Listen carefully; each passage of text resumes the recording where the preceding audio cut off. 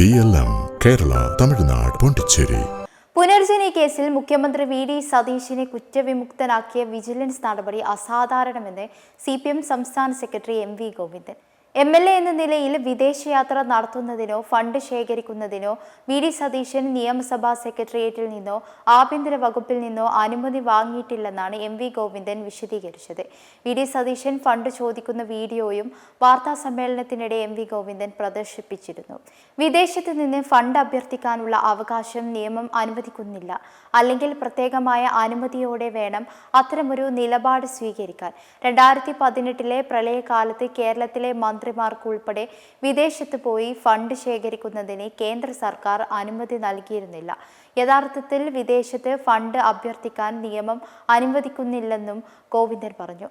Manappad foundation വഴിയാണ് 22,500 pound സമാഹരിച്ചതെന്നും ഇത് ഗൗരവമേറിയ അന്വേഷണം അർഹിക്കുന്ന കാര്യമാണെന്നും ഗോവിന്ദൻ വ്യക്തമാക്കി.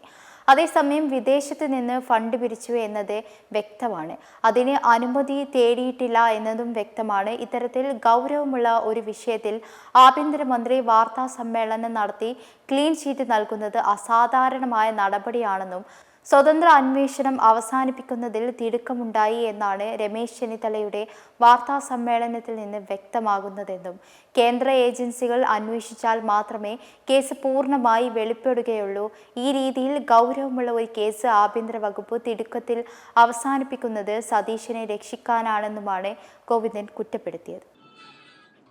പുനർജനി പദ്ധതിയുമായി ബന്ധപ്പെട്ട് എല്ലാ തെളിവുകളും ഉണ്ടായിട്ടും തിടുക്കപ്പെട്ട്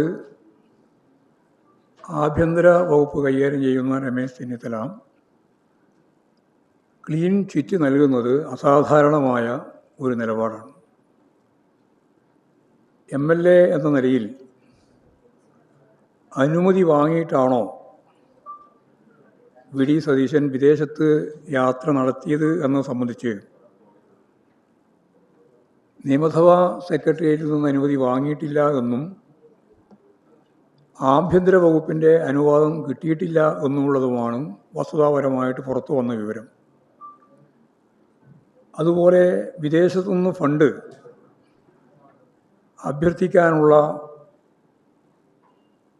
അവകാശം യഥാർത്ഥത്തിൽ നിയമം അനുവദിക്കുന്നില്ല എന്നെല്ലാവർക്കും അറിയാം.